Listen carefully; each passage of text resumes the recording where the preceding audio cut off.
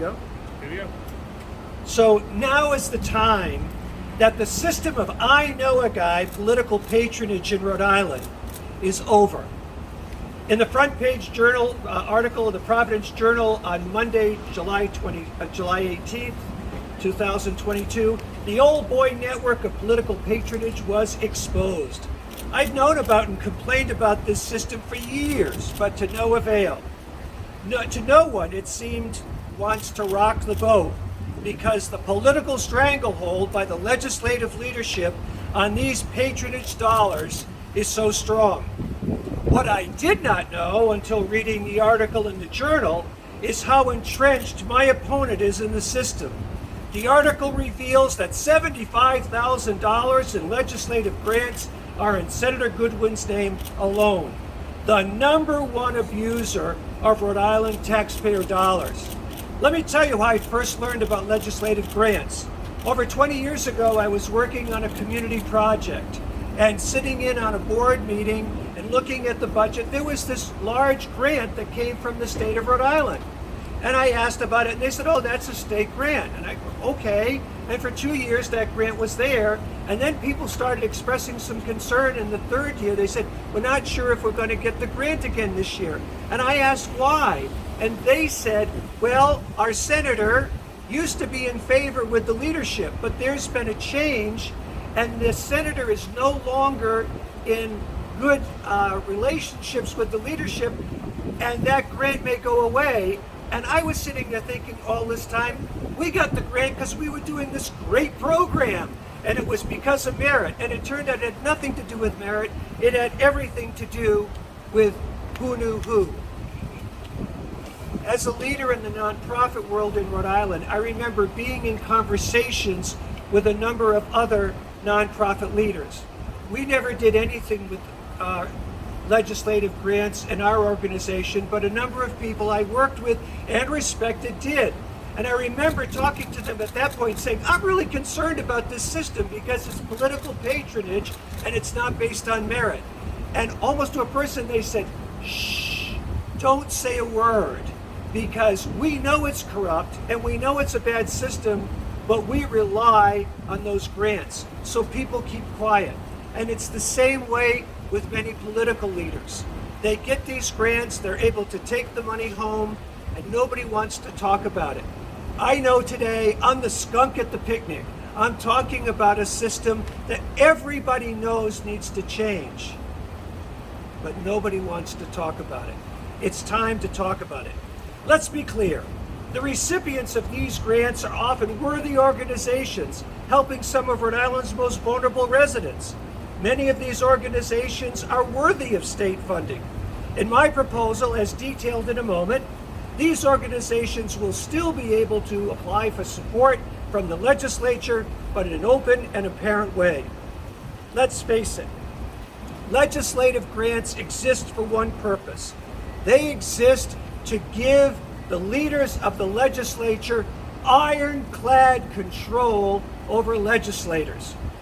They are doing this with taxpayer dollars, not with their money, but doing it with taxpayer dollars.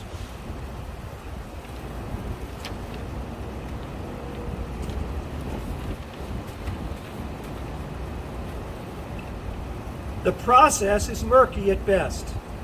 Many Rhode Islanders don't even know about the program, and that's by intent. It's set up to help the legislator bring home the bacon, table scraps to woo votes. In return, the legislator owes leadership. My proposal, I will draft legislation early in the session that will end the current system of legislative grants immediately, create a new transparent and fair system that will be open to any Rhode Island nonprofit, including faith-based nonprofits, if the purpose is for humanitarian purposes. It will operate by a commission of community and legislative representatives, offer small grants of less than $1,000 and larger grants of over $1,000 with guidelines appropriate to the size of the grant.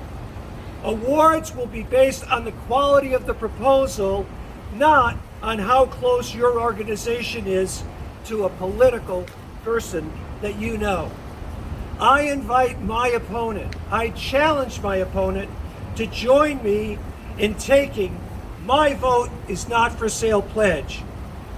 And here's that pledge.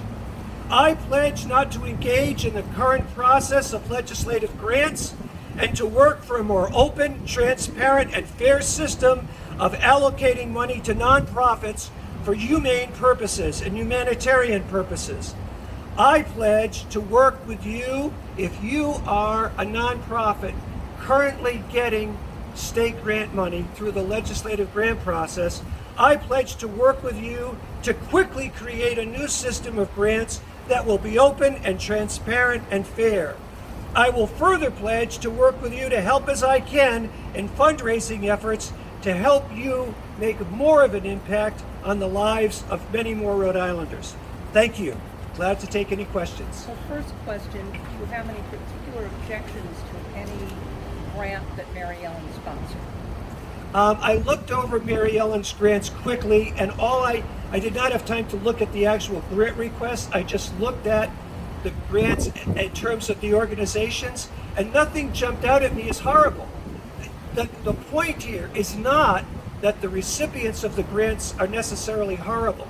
Some of these are really good places. For example, the Journal article mentions $40,000 going to the food bank. I think that's great. I think tax dollars ought to go to help the food bank. That's not my problem. My problem is the process, because by getting that money, that is being used to control legislators to make things happen and build up the power of leadership. So no, I do not have any problem with any of the grants that I saw in the list. That she sponsored? That she sponsored, yes, that she sponsored. If you read every word of that story, you'll see there were some other grants that were featured. Were there any you read that you thought were an inappropriate use of tax dollars? Yes. From the private, okay. Yes, absolutely. I thought that tax dollars to buy Little League uniforms is absolutely inappropriate. If Little League wants to have tax dollars used to buy those uniforms, then it ought to come out of the municipality in which they live. Let their town, if their town wants to use tax dollars for that, that's totally appropriate. That's the choice of the people in the town, and it's not being used to buy votes. I think sports and organized sports for young people is a wonderful thing. But when I see the needs in the state of Rhode Island, and I see our Rhode Island taxpayer dollars, I want to see that money going to alleviate humanitarian issues, not buying really fancy uniforms so somebody can get their picture taken in the local paper and look really good. How about private clubs, open to only people of certain religious persuasions, men only, Italians of a certain part of Italy only? They all have different requirements. And by the way, you have to keep the handshake secret. Yeah, I absolutely think that those kinds of things should just not qualify. I think what we should look at are nonprofit organizations that have a specifically humanitarian purpose, that are really helping our most vulnerable citizens. And they should be open and totally transparent. I'm arguing for an open and transparent system, and I think that the organizations that get these grants should also be organizations that are open and transparent. Reverend, on that basis, one of the criticisms has been that post-grant, there is apparently no audit process, there's apparently no accountability, apparently take the money and run, after you have the big check ceremony. Right, so let me explain why I created a two-tier system. Maybe it would be a three-tier system, maybe it's 1,000, maybe it's another number, but I think the point is this. There are some small organizations out there that do some pretty meaningful work with very limited populations. And for those organizations, $500 to $700 in providing food for a small group of people that are somehow missed by our safety net, I have no problem with that. And we put in a system where it'd be fairly simple to get the grant, and the reporting back process, and there would have to be a reporting back process, would be fairly simple. I think if somebody's getting $40,000, the process ought to be a little more rigorous, and the reporting system ought to be a little more rigorous. We can work out the details, but this sense of proportionality If you're getting a $40,000 grant, you probably have some staff who could put some things together. If you're asking for 500, I mean, I worked with a lot of these small mom and pop nonprofits, and there are families out there that fall between the cracks, and they don't have the resources to fill out big fancy applications. I think we can figure out a way to accommodate that and know what's going on. And that's why the commission should have members that are members of the legislature and members of the community as well, who know who these organizations are and can help make that determination. Do we still call you the Reverend Donnie Anderson, and are you currently affiliated with any church, parish, council? Sure. So technically, for official kinds of things, it's the Reverend Dr. Donnie Anderson. In this campaign, and for 99% of my life, even in my church, it's Donnie. Okay, I think it's really important that our leaders realize that none of us are any more important than anybody else.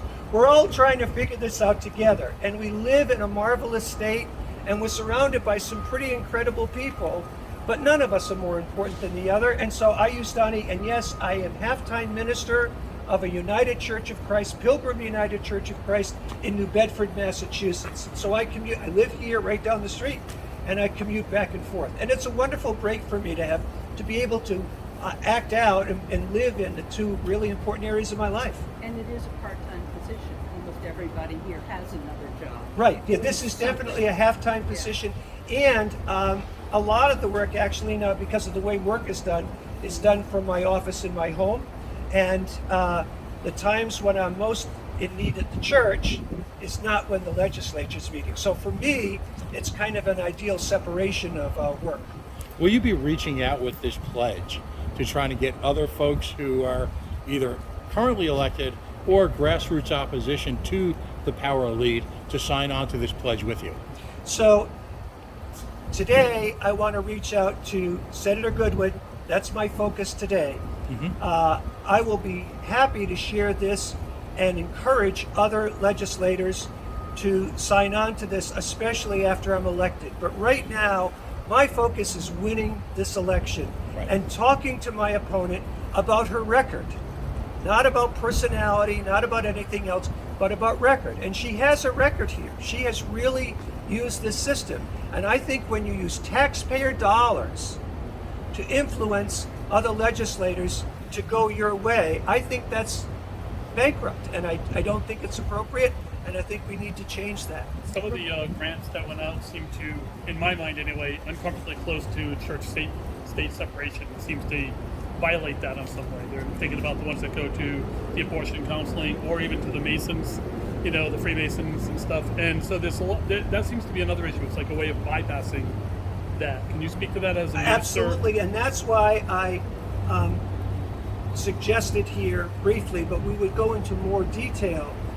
I have no problem with a nonprofit who is faith-based applying for money for humanitarian need. For example, there are some small churches that actually run some pretty effective food closets out of a small space, and they give food to anybody who walks in the door. You need food, you get it. You don't have to be a member of the congregation, you don't have to do that. I don't have a problem with that.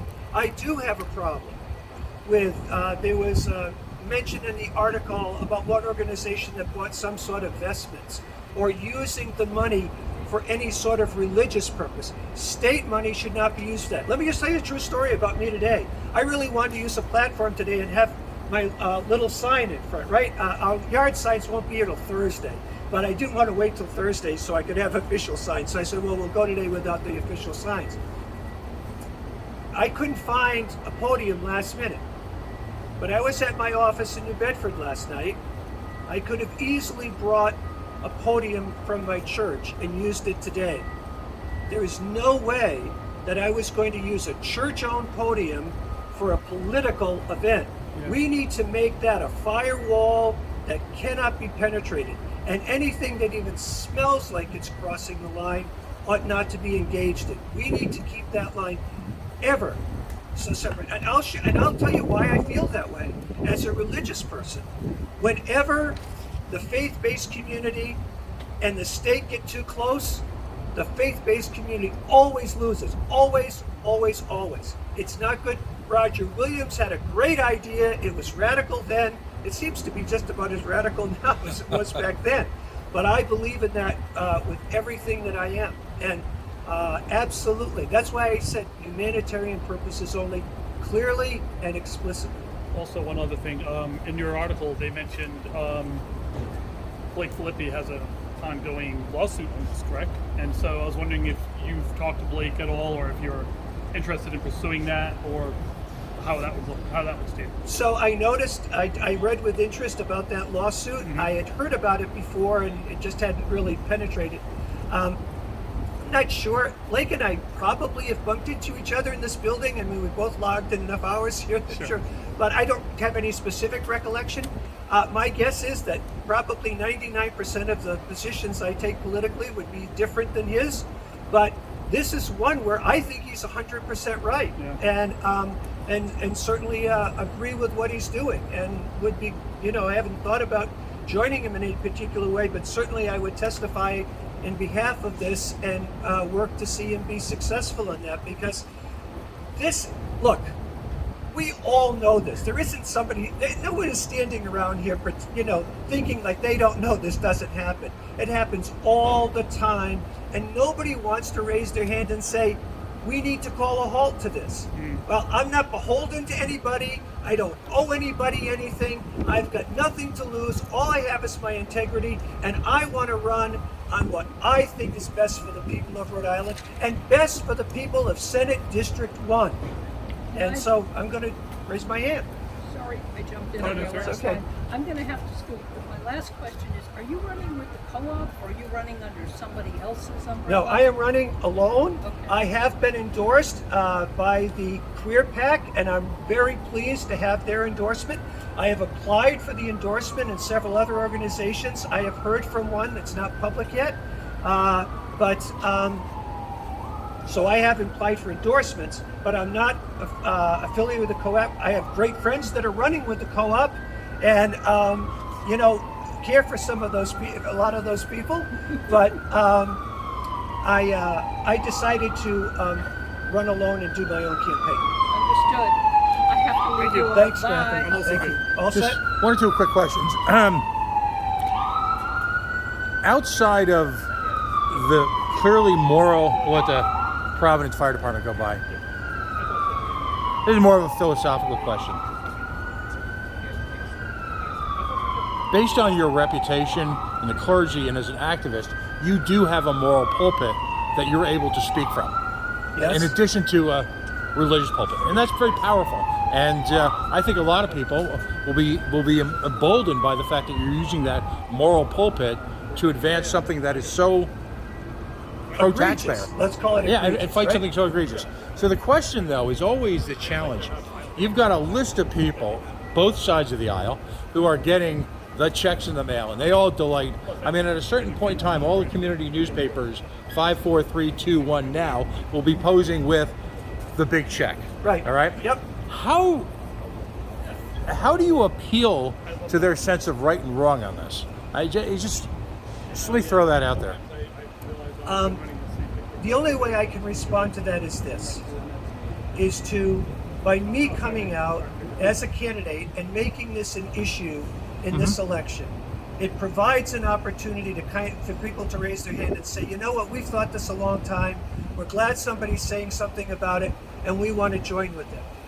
That's a choice they're going to have to make. I mean, it's entirely possible I'm standing here alone today, I may be standing here alone 2 months from now. That's possible.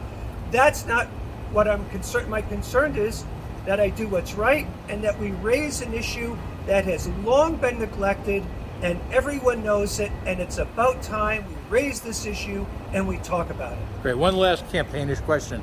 Are you willing to debate Senator Goodwin on this and other issues? I would love to debate Senator Goodwin. In fact, please put that whatever you write.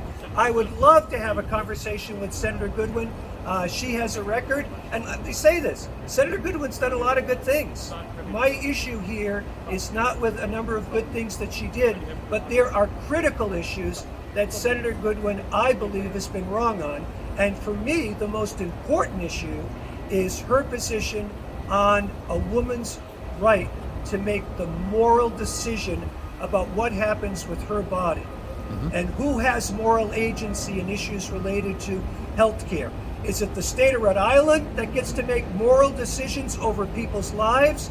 Or is it the individual who gets to make the moral decision about their medical care and their health care? If you ask Roger Williams, the answer is pretty clear. It does not belong there. And Roger Williams was our founder and our faith leader and a religious leader. And he would clearly say that that decision belongs with the individual. Then I got to ask you one more question. Nellie Gorbea was here this morning and ran a pretty provocative announcement challenging the governor to embrace Medicare for choice decisions, medical decisions, a woman's right to choose.